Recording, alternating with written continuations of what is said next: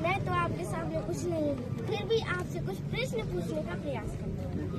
आप ज्यादातर नर्मदा परिक्रमा के बारे में बताते हैं, तो आपने बताया था कि जो नर्मदा संगम होता है तो उसमें ऊर्जा बहुत होती है, तो आप कुछ बताना चाहते हैं, संदेशा देना चाहते हैं? नर्मदा संगम जहाँ पर होता है वहाँ जीवन की संभावना होती है, और उद्गम जहाँ पर होता है वहाँ पर अपूर्व ऊर्जा होती है। माँ नर्मदा की परिक्रमा का मूल कारण है कि दुनिया में एकमात्र नदी है जो नर्मदा जिनकी परिक्रमा होकर है, और ये ताकत उसी कारण से मिलती है। लगता है नर्मदा जी का असर आप पर भी है, इसलिए आप हमसे अच्छा प्रश्न पूछ पा रहे हैं। तो वास्तव में जहाँ संगम होता है, चाहे पहाड़ों का हो, चाहे नदियों का हो, और चाहे स्त्री पुरुष का हो, वहाँ जीवन की संभावना रहती है। इसलिए संगम पर लोग स्नान करने जाते हैं, लेकिन उनको पता नहीं होता कि हम संगम पर जा क्यों रहे हैं।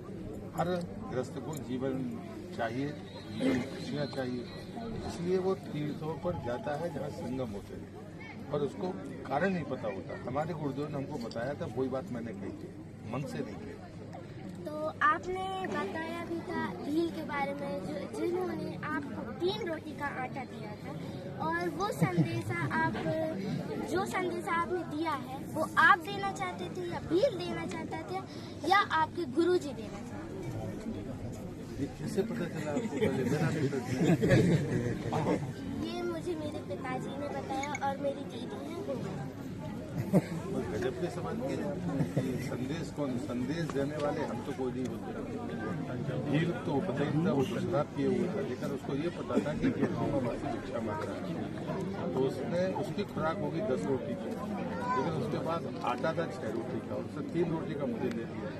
तो मैं हमेशा कहता हूँ कि उसने संदेश ये दिया कि धरती में उससे बड़ा दानी कोई नहीं। मेरे पास खाने का जितना हो उसका आधा मैं दान करूँ, इससे बड़ा दानी कोई नहीं। गुरुदेव ने एक संदेश जरूर दिया कि आधी रोटी खाने से अच्छा है किसी को पूरी रोटी मिल जाए।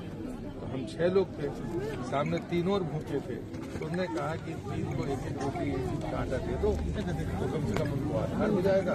अब अपन को 3 दिन से नहीं मिला था, एक दिन और माई का दूध पीकर सो जाते हैं, वो नर्मदा जल को दूध कहते हैं। समुद्र की मांग संदेश 2 लोगों ने, मैं तो भिखारी था,